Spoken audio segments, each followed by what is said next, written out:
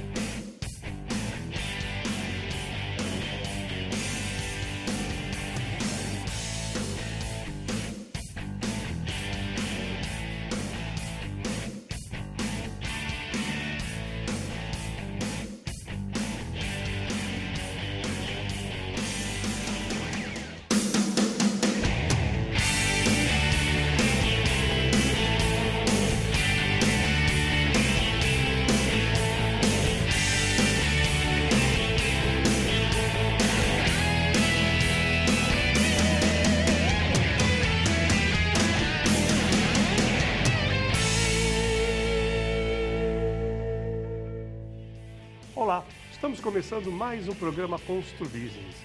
Muito obrigado pela sua audiência. Hoje vamos falar sobre mercado imobiliário, conjuntura econômica e política. Nossos convidados, José Augusto Viana Neto, presidente do Cresce, e Rodolfo Amaral, consultor político e de economia. Muito obrigado pela presença. Viana, pandemia, guerra, alta de insumos, alta de juros. Como você analisa o atual cenário do mercado imobiliário aqui na nossa região? Pois é, Roberto, eu acredito o seguinte, como dizem que Deus é brasileiro, né? Então isso tudo acontecendo e os negócios imobiliários no Brasil funcionando para valer. O mercado imobiliário está altamente aquecido. Do início da pandemia para cá nós tivemos uma evolução fantástica. E nos chama a atenção, né? O Brasil, me parece que no mundo, nesse momento, serve como um destaque, um exemplo aí de comportamento, não só do mercado, mas dos empresários que compõem esse mercado. Então, com todas essas imensas dificuldades, o mercado imobiliário continua ainda crescendo. Viana, você notou que a procura maior, desde a pandemia para cá, desses cursos, eu sei que são paralelos, né? Do aumento de corretores de imóveis devido a essa demanda maior pós-pandemia, quer dizer, mais corretores nesses 2 anos se formaram ou se inscreveram no Cresce do que os últimos anos?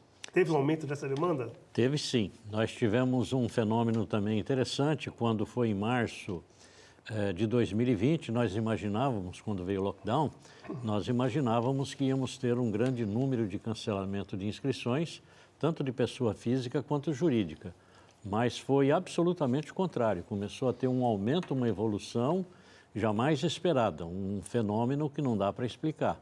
Então, nós tínhamos até então de 9 a 10 mil novos inscritos, pessoa física, anualmente. E já em 2020 fomos para 20 mil novos inscritos. Dobrou.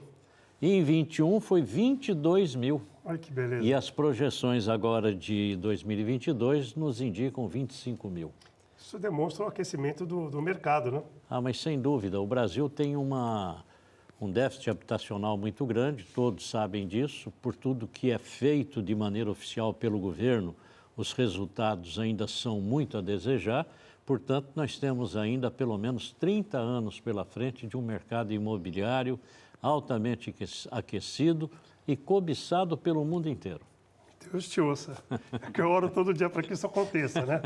É isso aí. Rodolfo, seguindo a mesma linha, né, que eu perguntei para o Viana, como você enxerga esse cenário econômico, né, da nossa região, passar um pouquinho para a região, levando em conta tudo isso, né? A pandemia que, teoricamente, ela arrefeceu aqui, quer dizer, ela arrefeceu de fato, mas na China ainda continua essa preocupação, né?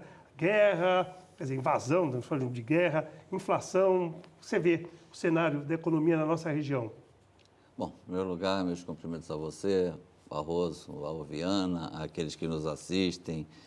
Nos últimos 2 anos, em que pese nós tenhamos aí passado pela pandemia, os dados oficiais, pelo menos, divulgados pela Secretaria da Fazenda de São Paulo, mostram que a nossa região cresceu numa proporção bem maior do que o estado de São Paulo, tanto em 2020 como em 2021.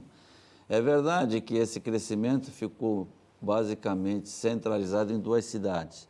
Uma recuperação do polo industrial de Cubatão, certo, no valor adicionado fiscal, e no município de Santos, que praticamente se igualou ao valor adicionado de Cubatão, por volta de 25 bilhões de valor adicionado, que foram apurados em 2021. 62 em toda a região, 50 só entre essas duas cidades. Então, há uma centralização econômica muito forte nessas duas cidades. Em 2020, teria empatado aí a arrecadação regional, não fosse o aporte que o governo federal fez de 60 bilhões de reais para estados e municípios para recuperação fiscal, só de auxílio emergencial, tá, e aportes para reforço financeiro de estados e municípios, mais os recursos para a saúde, só no ano de 2020 o governo teve que injetar na economia de forma artificial 525 bilhões de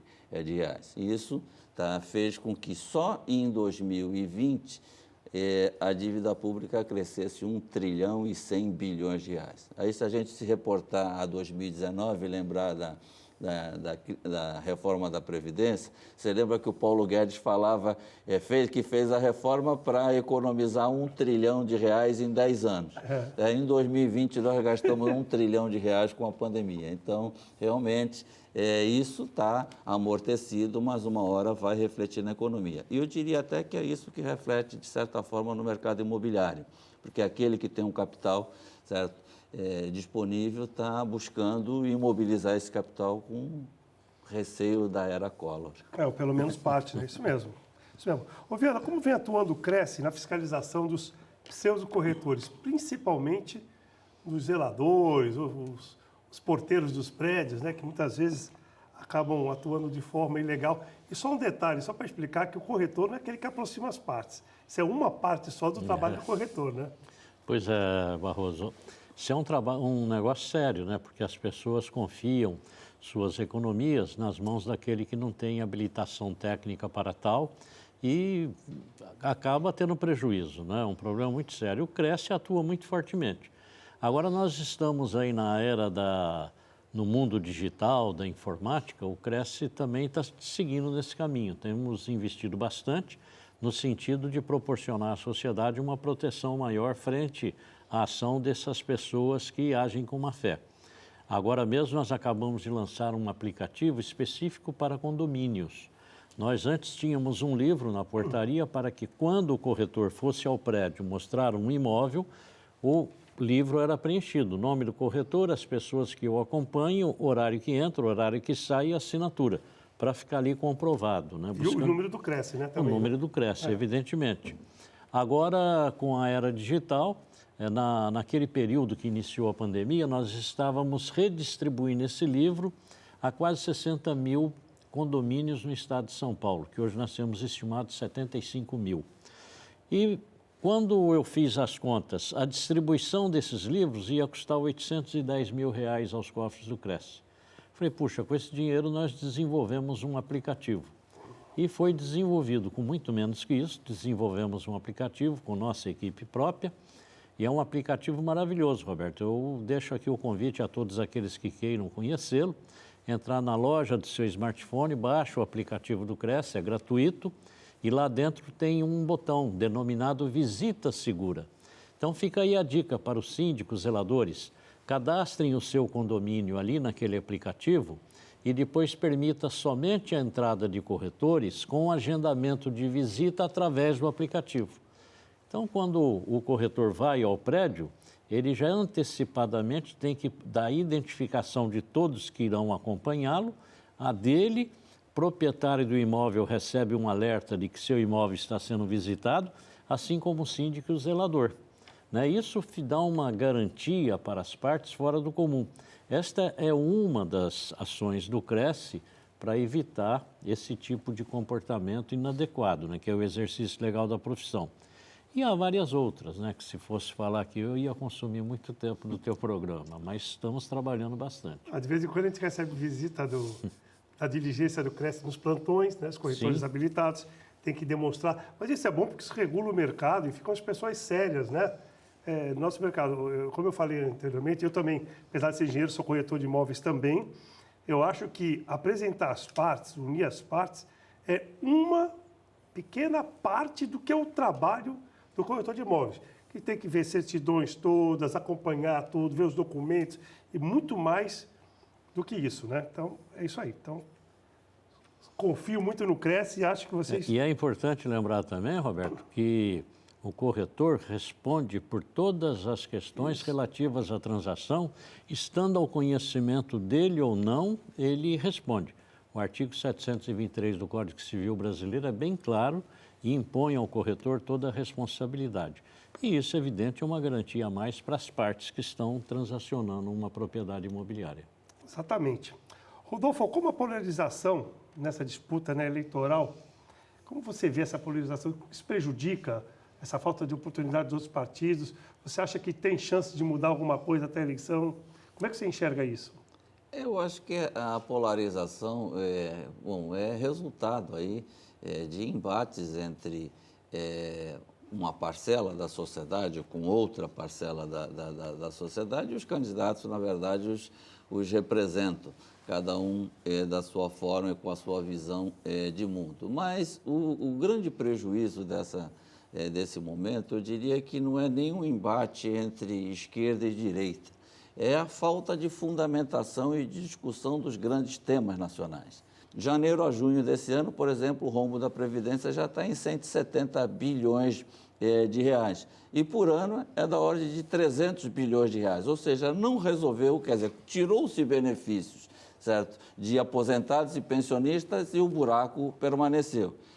A mesma coisa acontece em função dessa dívida que já alcança aí, quer dizer, superou a casa de 8 trilhões de reais a dívida pública, nós pagamos juros anuais da ordem de 420 bilhões de reais. Então você pega 420 bilhões de juros da dívida pública, soma com 300 bilhões de déficit da Previdência, nós já temos 720. Aí você coloca mais 160 de benefício de proteção continuada, de seguro-desemprego, ou seja, os benefícios sociais que o governo concede, nós estamos chegando à casa de 900 bilhões, nós começamos com um buraco de 900 bilhões, que é quase que a arrecadação total da União por ano. Ou seja, você precisava dobrar a capacidade de arrecadação para colher tudo dentro do mesmo cobertor. Então, é essa situação que o país devia estar discutindo. Tá? Motivado até pela própria imprensa. Eu, como jornalista, me entristeço quando eu vejo a imprensa ficar polarizando essa discussão política, urna eleitoral, STF, ou seja, a imprensa tem esse poder de trazer para si, arrolar para si as grandes discussões nacionais. E nós estamos deixando de fazer isso num momento crucial para o país, porque ganhe quem ganhar essa eleição, vai encontrar um país numa situação muito delicada. Isso mesmo. Vamos para o nosso intervalo, logo estaremos de volta.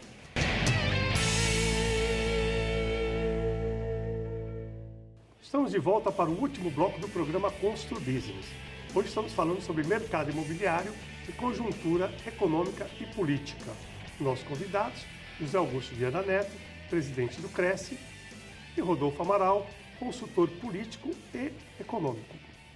Viana, o Cresce acaba de divulgar uma pesquisa que, por sinal, todo mês eu respondo, né? Marcando um aumento de 22% nas vendas no geral, 54% de unidades até 300 mil e 25% de 400 a 600 mil. Quer dizer, o imóvel popular e médio padrão está se sobressaindo. Como você analisa esses números? Olha, esses números são relativos aqui à região metropolitana da Baixada.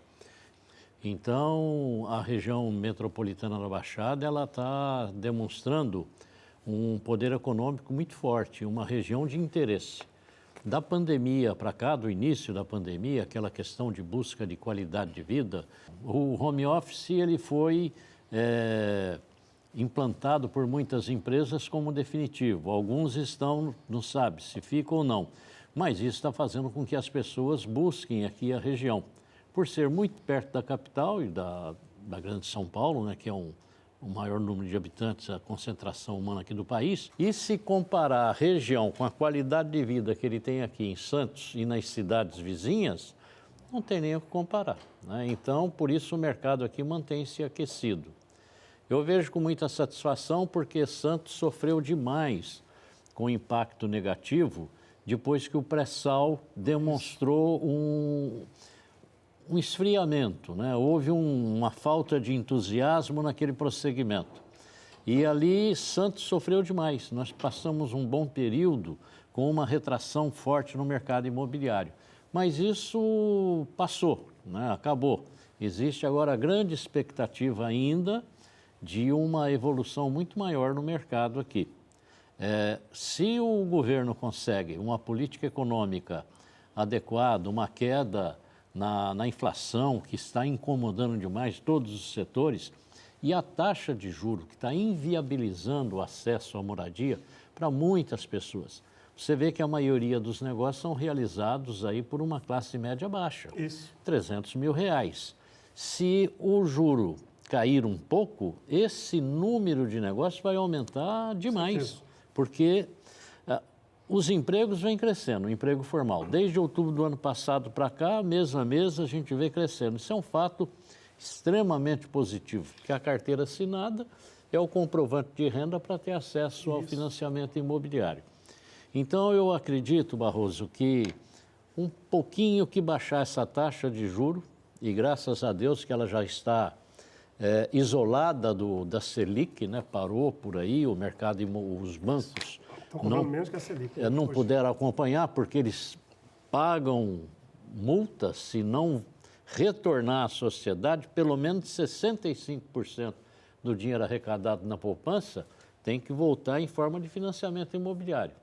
Então, com isso, você vê, a própria Caixa inventou aí de financiar imóvel não residencial, terreno, construção, para colocar esse dinheiro e evitar as sanções do Banco Central.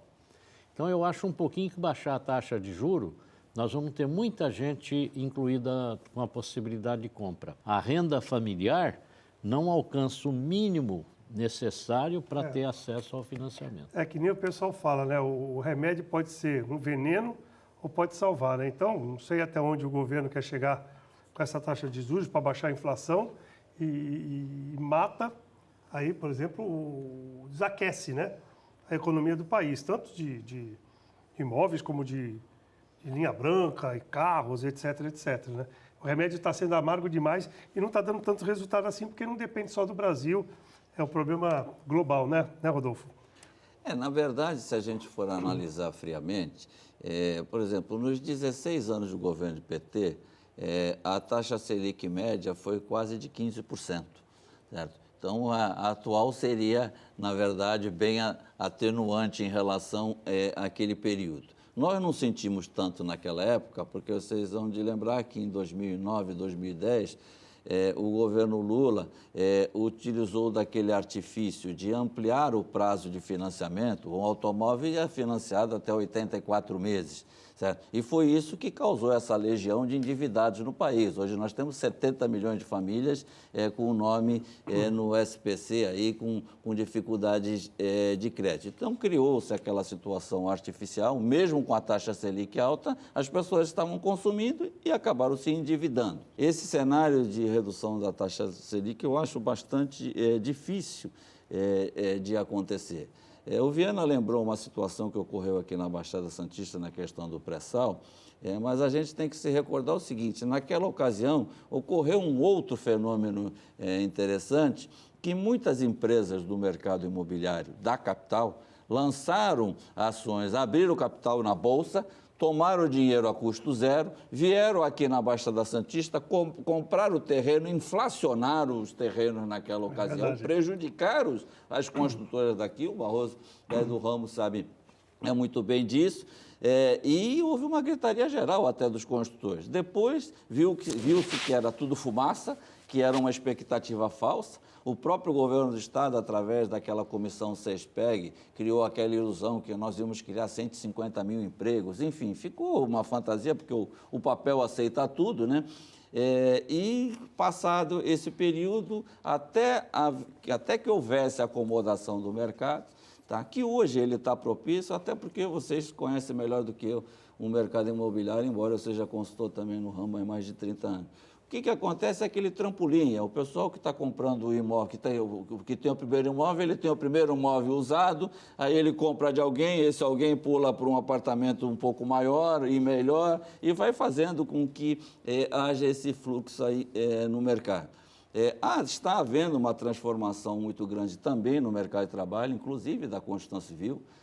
Até os indicadores da construção civil, hoje você pergunta qual é o peso da construção civil no mercado formal de trabalho. Sempre foi, em média, em torno de 5%, tá? Mas hoje, quando você vai ver esses números, eles diferenciam por quê? Porque criou a figura da MEI, certo? Então, o pedreiro que trabalhava diretamente para a empresa tal, para a construtora tal, hoje ele é uma MEI, ele trabalha como pessoa jurídica. E isso vai fazendo com que, dando-se a ideia de que está havendo uma redução do mercado de trabalho, mas ela é falsa. Na verdade, está havendo uma mudança de relação de trabalho.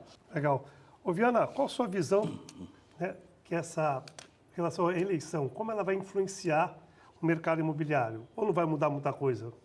Eu acredito que não mude, viu, Barroso? Porque eu tenho percebido nos últimos anos, e eu quero aqui dizer que eu acho que o grande sucesso do mercado imobiliário, quando boa parte da economia do país passa por dificuldade, vários setores aí tendo problemas sérios, e o mercado imobiliário evoluindo cada vez mais, eu acho que os empresários ligados à área de construção, incorporação, intermediação, eles deixaram um pouco de lado a política econômica do governo e saíram para trabalhar. E você vê que boa parte dos financiamentos imobiliários são realizados pelos próprios incorporadores e pelas construtoras. Não é banco que está financiando. E eu tenho inúmeros clientes que nem querem financiamento de banco. O construtor quer ele financiar. E tem dado um muito bom resultado. Inclusive, a questão de análise de crédito ficam muito mais flexibilizadas e você vê que o sucesso é muito grande. Os empreendimentos, às vezes, lançados, mesmo nesse momento atual, tendo o preço do metro quadrado adequado, você vê que eles são liquidados imediatamente, não fica aí 60 dias para vender. O que fica acima disso é a reserva que o incorporador faz para poder ganhar lá na frente, que evidentemente ele está construindo para ganhar dinheiro. Então, eu tenho uma visão assim muito otimista quanto à capacidade, à criatividade do empresariado brasileiro e do próprio trabalhador, que tem se virado independente de política econômica. Né? Eu costumo dizer, o Lula entrando, o Bolsonaro entrando, eu vou ter que acordar, ter que trabalhar, vou ter que continuar pagando meus, hoje 180, no final do ano meus 300 funcionários, e a vida continua, independente da política, pode ser melhor para nós, para a população, ou pior. Mas, de qualquer jeito, eu vou ter que trabalhar, acordar e continuar tocando minha vida. Rodolfo, consegue em 30 segundos comentar com a gente 26 anos da região metropolitana. Nós temos algo a comemorar? Bom, nós temos a comemorar a questão legal de ter constituído essa região e ser a primeira das 9 regiões metropolitanas. Mas temos o desafio de conquistar a autonomia efetiva na tomada de decisões. Nesses 26 anos nós não tivemos essa autonomia, o Estado manteve esse controle e, sobretudo, buscar com que nós tenhamos uma participação maior na partilha do orçamento do Estado. Só para você ter uma ideia, rapidamente falando, para cada R$100 que saíram dos cofres do governo do Estado de São Paulo no ano passado, R$88 ficaram na região metropolitana de São Paulo, que só tem 47% da população. Então, é uma injustiça muito grande, não é só com a Baixada Santista, é com todas as regiões metropolitanas. E a gente tem que se politizar o suficiente para poder cobrar do futuro governador de São Paulo uma postura diferente da que vem sendo praticada nas 2 últimas décadas. Muito bom, quero demais agradecer a presença do meu presidente, Viana, meu amigo Rodolfo, quero agradecer demais a audiência do nosso telespectador, dizer que na próxima semana estaremos de volta, se Deus quiser. Grande abraço e até lá.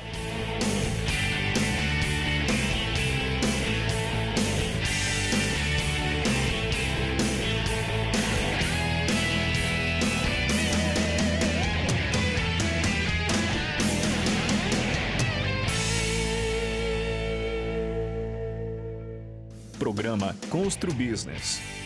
Construbusiness. Oferecimento: Ingeplus Construtora e Incorporadora.